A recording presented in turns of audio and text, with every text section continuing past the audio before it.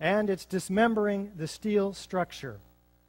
In fact, the leading edge of these mushroom clouds are full of perimeter columns, aluminum cladding, and other steel. Let's take a look at the South Tower in terms of dismemberment. See what's going on here. South Tower's on your left. It was hit lower by the aircraft, and as you can see, its descent starts, its rapid destruction starts there, and it begins to tilt to the left. Now, in fact, and it disappears into this cloud. We would expect to see this building, which is already tilted at 22 degrees and continuing its angular momentum, off-center of the building below it. How can it crush it symmetrically at free fall speed when it's already off-center? And we don't see it either mangled up in some heap at the bottom down on the pavement. It's been completely dismembered. Let's take a look from below, though, because I'm not quite convinced.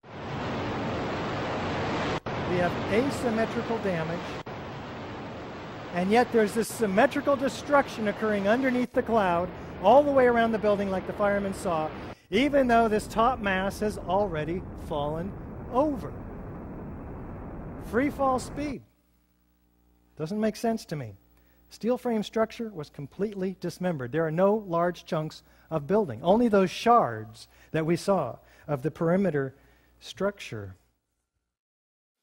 Does it look like a gravitational collapse to you?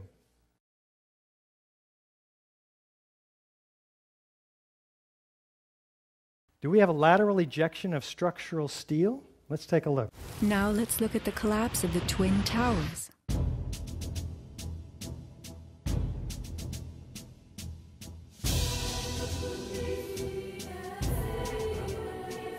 We are seeing explosions rather than implosions, a first in demolition history. A sequenced rumble becomes a roar as debris is thrown outward. The damage is not contained. Windows are blown from neighborhood buildings. What kind of energy enabled this? Would fire hurl metal and concrete sideways into the air? Here, a chunk of steel was flung 400 feet, wedging itself deep into 3 World Financial Center on Vesey Street. A FEMA photographer taking pictures of Ground Zero wondered why so many steel beams were jutting from neighborhood buildings. What shot pieces of the towers all the way across the street? In fact, the portions of the tower that had the greatest structural members, the sky lobbies and the mechanical floors, had the perimeter units thrown farther than the perimeter wall units from the upper floors, which theoretically should have, because they're higher, they should have gone farther, right? No, these perimeter units landed on the Winter Garden 600 feet away. Let's take a look at the physics of this. Girders weighing several tons were found 600 feet from the base of the North Tower. How fast they were ejected depends on where they originated. If they came from high in the building, they were thrown outward at about 50 miles per hour. If they came from lower down, the speed had to be even greater. Gravity alone cannot account for such high lateral ejection speeds. In fact, let's take a look at a couple of these specific ejections. Using special software, we can analyze motion on video clips frame by frame. I have placed markers on each frame so we can track a particular projectile. From the markers, we can get a data table and plot various graphs. The data here shows that the object we were tracking was shot horizontally at over 70 miles per hour. The energy needed to hurl a 4-ton girder at this speed is comparable to the energy needed to hurl a 200-pound cannonball 3 miles. What about those floors, those pancakes?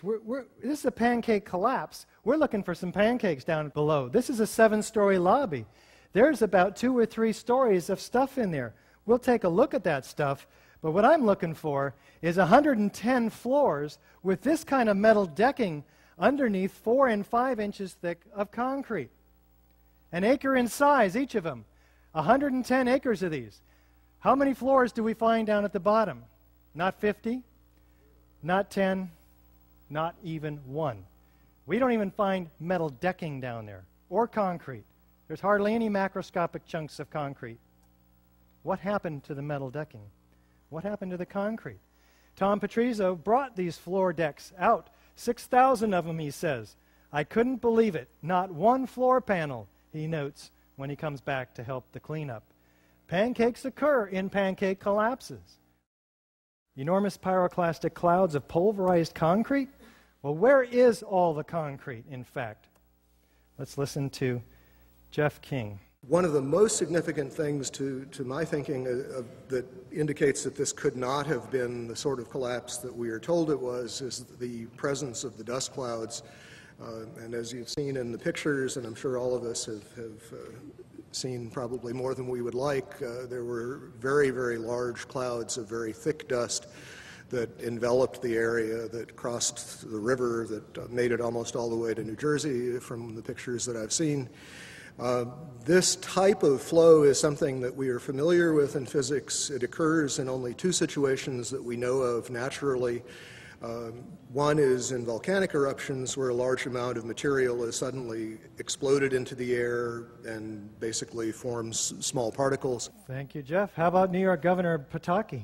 And you look, and you see, and there's no concrete. There's very little concrete. All you see is aluminum and steel. What happened to the concrete? The concrete was pulverized. And I was down here Tuesday, and it was like you were on a foreign planet. All of lower Manhattan, not just this site, from river to river, there was dust powder 2-3 inches thick. The concrete was just pulverized. And how about this firefighter? You have 2 110-story office buildings. You don't find a desk. You don't find a chair. You don't find a telephone, a computer. The biggest piece of a telephone I found was half of the keypad, and it was about this big. The building collapsed to dust. And this dust made it almost across to New Jersey, across the river. Thick, billowing, laying a carpet of 4 to 6 inches thick around lower Manhattan, pulverized to 100 micron to 10 mil particles, almost like talcum powder, some of it. It's very, very fine. Where's the grinder that produced this? 90,000 tons of it. In these clouds that expanded 10 times the volume of the buildings themselves in just 30 seconds. Now, the available gravitational potential in the whole building is about 110,000 kilowatt hours. That's basically the weight of the building times its height above the ground, evened out. But the expansion of these clouds has been calculated to require about 10 times that energy in heat, which produces that expansion. So we have a problem here. In fact, the gravitational potential of the entire building needs to also produce 4 other heat sinks. But first, we have a 15-story building. This part of the gravitational potential alone, it's converted all of its gravitational potential into kinetic energy.